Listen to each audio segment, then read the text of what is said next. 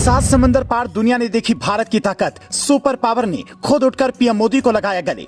देखते रह गई दुनिया। जेलेंस्की से भी मिले पीएम मोदी। जापान में G7 की मीटिंग, दिखा भारत का जलवा। G7 का सदस्य नहीं भारत, फिर भी पीएम मोदी को क्यों बुलाया गया? हिरोशिमा में फैलेंगे गांधी के विचार। जिनको लगता है कि भारत कभी विश्व गुरु नहीं बन सकता है या जिनको लगता है कि भारत कभी विश्व गुरु नहीं बन सकता या किसी के मन में जरा सी भी शंका है, वो जापान के हिरोशिमा से आई तस्वीर को देख ले। इस हर एक तस्वीर में भारत की ताकत है और एक संदेश है। पहली तस्वीर अपने जहन में उतारने के लिए ये वीडियो देखिए। पीएम मोदी कुर्सी पर बैठे हैं, तभी बाहर की तरफ से सुपर पावर अमेरिका के राष्ट्रपति जो बाइडेन आते हैं। वो बीच में दो नेताओं को छोड़ते हैं और सीधे पीएम मोदी की तरफ चल देते हैं। जिन दो नेताओं को बाइडेन ने छोड़ा था, उनमें से एक फ्रांस के राष्ट्रपति इमैनुअल मैक्रों थे। सोचिए, उनसे बाइडेन ने हाथ भी नहीं मिलाया और पीएम मोदी को आकर सीधे गले लगा लिया। ये भारत की ताकत है और दुनिया में अहमियत की पहली तस्वीर। ये मौका था जापान के हिरोशिमा में G7 देशों की मीटिंग का।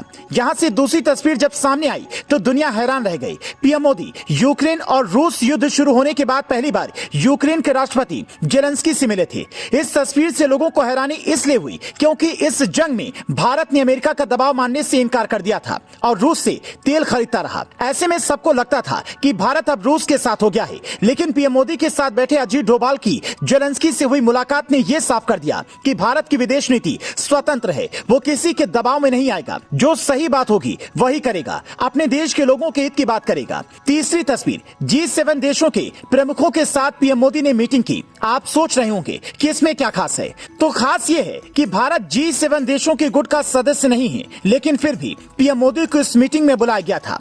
इससे आप अंदाजा लगाइए कि हमारा देश किस ओर बढ़ रहा है। भारत के संबंध उन देशों के साथ भी अच्छे हैं जो भारत के खिलाफ बोलते रहते हैं। उदाहरण के लिए तुर्की को ही ले लीजिए। तुर्की कश्मीर के मुद्दे पर काफी मुखर था, जबकि वो भारत का अंदरूनी मामला था।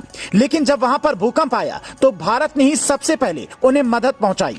हिंदुस्तान की इसी दरियादिली की दुनिया कायल है। ये सारी तस्वीर बताती है कि भारत को अब विश्व गुरु बनने से कोई रोक नहीं सकता। इन्हीं को देखकर विपक्ष में भी खलबली मची है। आज ही एक सर्वे भी आया जिसमें बताया गया कि पीएम मोदी दुनिया के सबसे लोकप्रिय नेता हैं, जबकि अमेरिका के राष्ट्रपति जो बाइडेन इस लिस्ट में 6ठे नंबर पर हैं। मतलब हर तरफ मोदी का जलवा है।